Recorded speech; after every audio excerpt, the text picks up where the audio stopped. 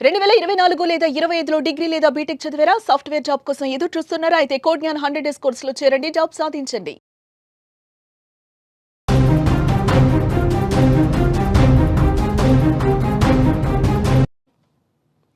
మరో breaking news చూస్తున్నాం. Asia కప్‌లో 2 సార్లు భారత్ చేతిలో పాక్ ఓటమి చెందింది. ఓటమిపై పాకిస్తాన్ మాజీలు గరం గరం అవుతున్నారు. కెప్టెన్‌గా సల్మాన్ ఆగాకు అర్హత లేదంటూ కూడా అఖ్తర్ ఫైర్ అయ్యారు. ఆగానే జట్టులో అత్యంత బలహీనమైన ప్లేయర్ అంటూ కూడా విమర్శలు చేశారు. పాక్ బౌలర్లకు భారత్ బ్యాటర్స్ చుక్కలు చూపించారన్నారు కనేరియా. మీరు గన్ చూపిస్తే వారు బ్రహ్మోస్తో దాడి చేశారంటూ కూడా చురుకలంటించారు. కొట్టడం వేరు, చితక్కొట్టడం వేరు. భారత్‌ది రెండో రకమన్న కనేరియా. అలాగే పాకిస్తాన్ టీంపై పాక్ అభిమానులు సైతం మండిపాటు. ఆసియా కప్ రెండోసారి భారత్ చేతిలో పాకిస్తాన్ టీం ఘోరంగా ఓడిపోయింది. మ్యాచ్‌కు ముందు భారత్‌ను చిత్తుగా ఓడిస్తామంటూ ప్రగల్భాలు పలికిన పాకీలు మ్యాచ్‌లో తేలిపోయారు. గల్లీలో ఎవడైనా సిక్స్ కొడతాడు, స్టేడియంలో కొట్టేవాడికి ఓ రేంజ్ ఉంటుంది. అది భారత్ టీంకి సరిపడా ఉంది అంటూ మరోసారి నిరూపించుకున్నారు మన భారత క్రికెట్ టీం. ఇక భారత్ చేతిలో పాక్ టీం ఓడిపోవడంపై పాకిస్తాన్ మాజీ క్రికెటర్లు మండిపడుతున్నారు. ముఖ్యంగా షోయబ్ అఖ్తర్ తీవ్ర స్థాయిలో విరుచుకుపడ్డాడు. ఈ ఓటమికి పూర్తి బాధ్యత కెప్టెన్ సల్మాన్ అలీ ఆగా, కోచ్ మైక్ హెసెల్దనేనని ఆరోపించాడు. సల్మాన్ ఆగాకు జట్టులో ఆడే అర్హతే లేదని, అతనే జట్టులో అత్యంత బలహీనమైన ఆటగాడని అఖ్తర్ ఘాటుగానే విమర్శించాడు. కోచ్ మైక్ హెసెన్ నిర్ణయాలు ఆశ్చర్యం కలిగిస్తున్నాయి. ఇక కెప్టెన్ గురించి చెప్పాలంటే అతనికి అసలు ఏం తెలీదు. అతను జట్టులో ఏం చేస్తున్నాడో, ఎందుకు ఆడుతున్నాడో అర్థం కావడం లేదు. జట్టులో అతనే వీక్ లింక్. 6వ స్థానంలో బ్యాటింగ్ వస్తాడు. అదే స్థానంలో భారత్కు హార్దిక్ పాండ్యా వంటి ఆటగాళ్లు ఉన్నారు. వాళ్లతో పోల్చి చూడండి. మంచివాడైతే సరిపోదు, ప్రతిభతో జట్టుకు ఏమందిస్తున్నాడన్నదే ముఖ్యమని అఖ్తర్ ఒక్కసారిగా కూడా విరుచుకుపడ్డాడు. ఇక ఆసియా కప్ సూపర్ 4 మ్యాచ్లో టీమిండియా చేతిలో పాకిస్తాన్ ఓటమి పాలైన తీరుపై ఆ దేశ మాజీ స్పిన్నర్ డానిష్ కనేరియా తీవ్ర స్థాయిలో ధ్వజమెత్తాడు. భారత ఓపెనర్లు శుభ్మన్ గిల్ అలాగే అభిషేక్ శర్మ తమ విధ్వంసకర బ్యాటింగ్తో పాక్ బౌలర్లను బెంబేలెత్తించారని, వారి దాడికి పాక్ ఆటగాళ్లకు దిమ్మ తిరిగిపోయిందని ఘాటుగానే వ్యాఖ్యానించాడు.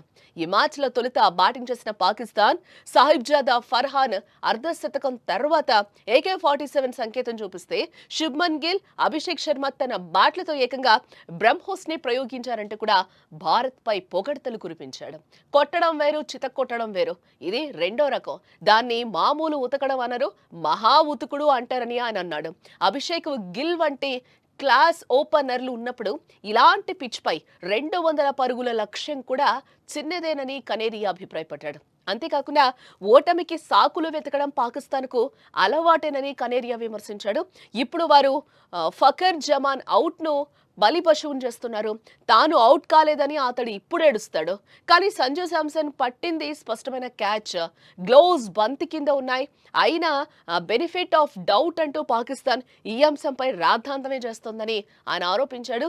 ముందు భారత్తో మరో మ్యాచ్ వస్తే వారిని ఎలా ఎదుర్కోవాలో ఆలోచించకుండా చిల్లరి రాద్ధాంతం ఎందుకంటూ కూడా ఆ జట్టుకు సలహా ఇచ్చాడు కనేరియా.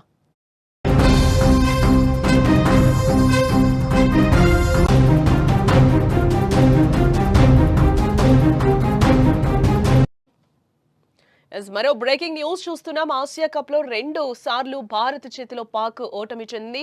ఓటమిపై పాకిస్తాన్ మాజీలు గరం గరం అవుతున్నారు.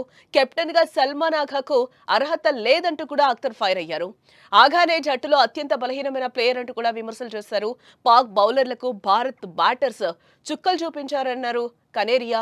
మీరు గన్ చూపిస్తే వారు బ్రహ్మోస్తో దాడి చేశారంటూ కూడా చురుకలంటించారు. కొట్టడం వేరు, చితక్కొట్టడం వేరు.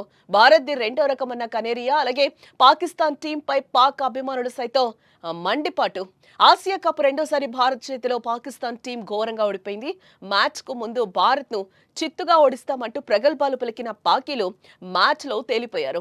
గల్లీలో ఎవడైనా సిక్స్ కొడతాడు, స్టేడియంలో కొట్టేవాడికి ఓ రేంజ్ ఉంటుంది. అది భారత్ టీంకి సరిపడా ఉంది అంటూ మరోసారి నిరూపించుకున్నారు మన భారత క్రికెట్ టీం. ఇక భారత్ చేతిలో పాక్ టీం ఓడిపోవడంపై పాకిస్తాన్ మాజీ క్రికెటర్లు మండిపడుతున్నారు.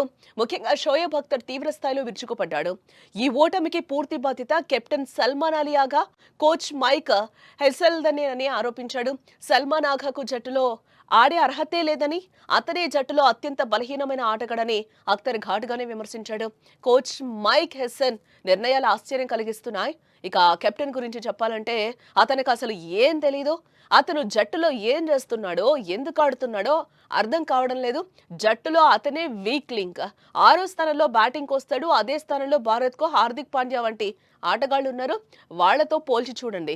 మంచివాడైతే సరిపోదు, ప్రతిభతో జట్టుకు ఏమందిస్తున్నాడన్నదే ముఖ్యమని అఖ్తర్ ఒక్కసారిగా కూడా విరుచుకుపడ్డాడు. ఇక ఆసియా కప్ సూపర్ 4 మ్యాచ్ లో టీమిండియా చేతిలో పాకిస్తాన్ ఓటమి పాలైన తీరుపై ఆ దేశ మాజీ స్పిన్నర్ డానిష్ కనేరియా తీవ్ర స్థాయిలో ధ్వజమెత్తాడు. భారత ఓపెనర్లు శుభ్మన్ గిల్ అలాగే అభిషేక్ శర్మ తమ విధ్వంసకర బ్యాటింగ్ తో పాక్ బౌలర్లను బెంబేలెత్తించారని, వారి దాడికి పాక్ ఆటగాళ్లకు దిమ్మ తిరిగిపోయిందని ఘాటుగానే వ్యాఖ్యానించాడు.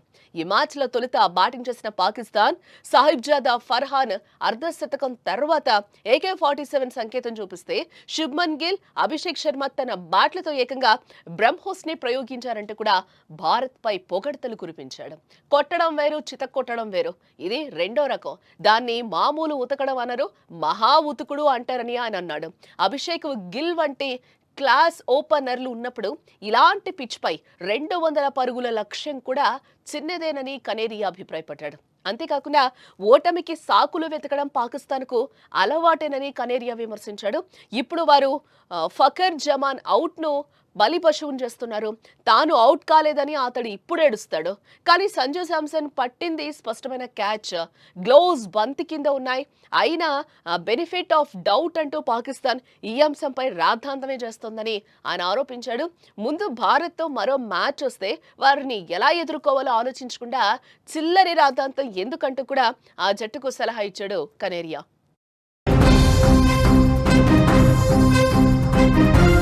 సుమన్ టీవీలో మీ పర్సనల్ అండ్ బిజినెస్ ప్రమోషన్స్ కోసం కింది నెంబర్కి కాంటాక్ట్ చేయండి.